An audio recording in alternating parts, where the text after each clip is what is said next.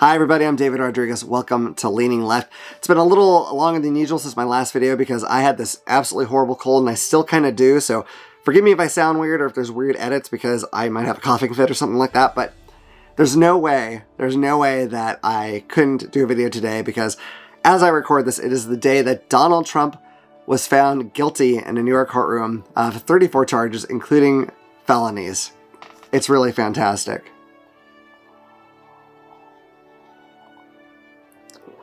That's delicious. It tastes like justice. So I do want to talk about my thoughts on it as well as what's going to happen next. But before I do that, let's look at the reactions of some very stupid people. Here we go. All right, Lauren Boebert says, as we all knew, this was always about election interference and stopping President Trump from winning his rightful re-election to the White House. The American people see through the Democrat games and know this is a sham verdict. We stand with President Donald J. Trump. I admit this one worries me just a little bit because Lauren sounds like she's really ready for a fight, and from what I understand, her hands do not get tired. But let's move on to somebody else's. All right, internet psychopath Laura Loomer says Donald Trump is innocent. No, like literally no. Like I don't know. Maybe she missed it. There was the whole verdict today in which he was found guilty. Again, of 34 counts. So she just maybe misinformed. I mean, she's misinformed about almost everything she says. So yeah, that's probably what it is. But we'll leave her be. Dan Bongino, whatever the hell. He was on Fox, I think. I don't know. They either let him go or he quit. I'm not sure. And now he spends every day posting the same thing. Basically, is like today is May 30th, 2024, and Joe Biden is the worst president every single day. It's embarrassing. And he says, what a fucking scam. Fuck all these commies. I've seen a lot of this commie talk. I don't think the MAGA people know what communism is. So that they could probably look that up. I hope they do. But I'm actually kind of happy about this one. I'm pretty sure Dan only knew like one sentence, and now he's branched out and he's gotten a whole nother phrase out. So good for you, Dan. I hope you keep it up. Keep learning, man. You got this. Okay, Ben Shapiro, who couldn't get his wife wet with a hose, says an absolute travesty and in all likelihood a massive constitutional mess. I don't think so, Ben, but that's just you should talk to your wife about her needs and what she wants. But that's subject for another day, Ben. Just look into it, okay? All right, so Eddie Munster says, oh, hold on. Okay, I'm sorry. That's Matt Gaetz. They look really similar. I get confused sometimes. So it says, the verdict is the corrupt result of a corrupt trial, a corrupt judge, and a corrupt DA. We will stand with President Trump now more than ever to save the country. Look, he's very upset. He hasn't been this upset in at least 18 years, which is a longer time than any of his girlfriends have even been alive. So, I mean, that's, he's really, I hope he can, like, chill out tonight and, take a relaxing bath or something. I hope he doesn't go driving by any schools, but, who knows what he's going to be up to. Okay, we have Tucker Carlson, whose favorite country is the extremely economically depressed Russia, says, import the third world, become the third world. That's what we just saw. This won't stop Trump. He'll win the election if he's not killed first. But it does mark the end of the fairest justice system in the world. Anyone who defends this verdict is a danger to you and your family. I guess he might be talking to anyone whose entire family doesn't follow the laws of the country. So, I mean, that could be it. That makes sense. So, yeah, if you are a criminal, part of a criminal family, watch out because people who believe in the law don't like you much. So, I mean, that's just fair. That's right. All right, Bridget, or it might be Brigitte, I don't know, Gabriel, who is like 20 shades lighter than she was like 10 years ago, says, President Trump's poll numbers are going to skyrocket off this fake verdict. I'll touch on that, but we'll get to that in a minute. All right, Lindsey Graham says, I expect this case to be reversed on appeal and for Donald Trump to be elected president in November. Look, Lindsey, I mean, you might be right, but whichever way it goes, I don't want you to freak out. He'll still let you lick his boots. Don't worry about it. You're going to be fine, Lindsey. All right, there you have it. A virtual who's who of the one brain cell crowd. Real interesting to hear from them. There was, of course, a lot more on Twitter. Just nonstop complaints from crazy people. There are also people who believe in the justice system who felt differently, but that's a whole other thing. So So what happens next? So he's been found guilty. Much to my chagrin, sentencing is not going to happen until July 11th. I don't think anything's going to change that date, or at least not make it sooner. So we have to wait and find out what happens. He could serve a jail sentence. He could also just be put on probation. We don't really know. It could go either way. I will say he certainly hasn't done a good job ingratiating himself to the judge. I mean, if the judge doesn't give him prison, it shows how absolutely neutral in this that he has been, because Donald Trump has threatened him and called his integrity into question through this entire trial. So if he puts up with all that and doesn't throw the book at him, it'll just show how evenly he's treated this whole thing. That being said, I really hope he goes to jail. We'll see how that goes. Now, even if he does get sentenced to jail, he's not going to go to jail right away. There's a whole appeal process that could take months and months. So he won't be going to jail before the election. I mean, unless he chooses not to appeal, which is extremely unlikely. He's not going to go to jail before the election. And I imagine if he gets the presidency, he might not go to jail then. I'm not sure how that'll work out. But yeah, we've got a ways to go to hopefully see this man behind bars. But, it's going to be an excruciating wait. But the important thing here, though, is that he was found guilty. Like, this guy who has avoided consequences for his actions for his entire shitty, probably crime-riddled, racism-filled life has finally had to deal with some consequences. And it's more than just money this time. It's going to actually affect his freedom in some way or another, which is fantastic. I mean, this shows that our justice system does work, that even if you're a white, rich, powerful man, you can still get in trouble for the bad things you do. That's how this country's supposed to be. So we're going to wait and see. Most of his other trials are not likely to even happen before the election, so, who knows there. Now let's talk about some of the general reaction here from the MAGA crowd. So they're echoing Donald Trump and calling this a sham trial, and it's all Joe Biden and the leftist judge and the leftist jury and the leftist hot dog vendor outside. It's all a bunch of nonsense. So here's the thing. Well, they want to call this a sham and there's not a real crime here, all this stuff. First off, the judge explains the crime early on in the trial. So all I had to do is pay attention to that. It is a crime. It is. Paying off a porn star on its own in a vacuum, that's not a crime, okay? You could do that. If you sleep with a porn star or anyone else, you give that person some money and say, hey, don't talk about this. You could do that. That's not illegal.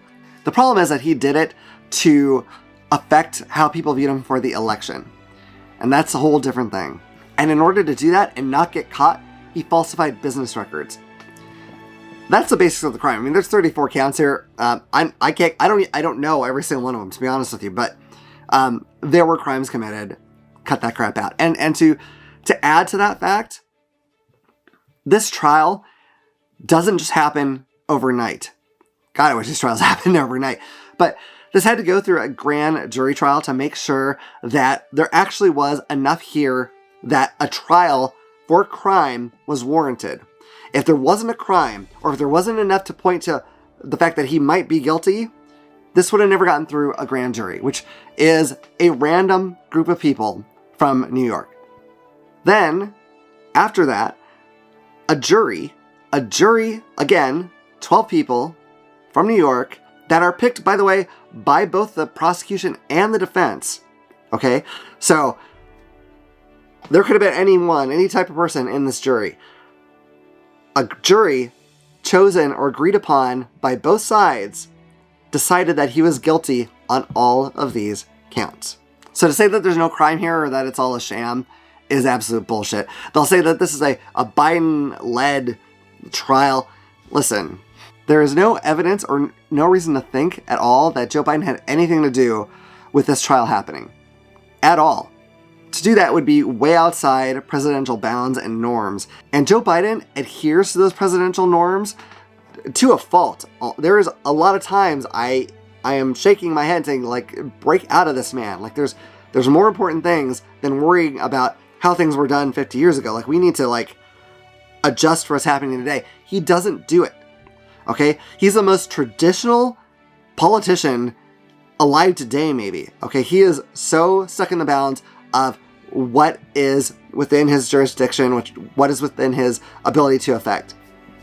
Now, if they come up with any evidence that shows that he did anything to do with this, I want to see it. I would love to see that. I mean, I don't want to see it, but I mean, if it's there, I want to see it. I want to know if that's the case, but I guarantee you there's nothing.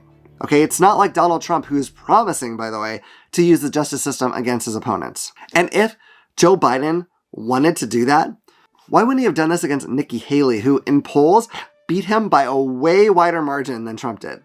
She was the bigger threat, technically. So he could have done that, but he didn't. So that doesn't make sense. And they want to say that the judge is leftist, commie, whatever stupid thing they're going to come up with. Here's the thing. He was pretty damn fair in this trial. Like, he sometimes went along with what the defense wanted. He sometimes went against them, just like in any other trial. He called this as straight down the middle as you could. And the times that he got upset was when the people on the defense were doing something that were way outside the line and outside the bounds of what's supposed to happen in a courtroom. When they literally broke the rules, he got upset about that, which he should do. That's called keeping order in the courtroom. That's his job. That's what every judge is supposed to do.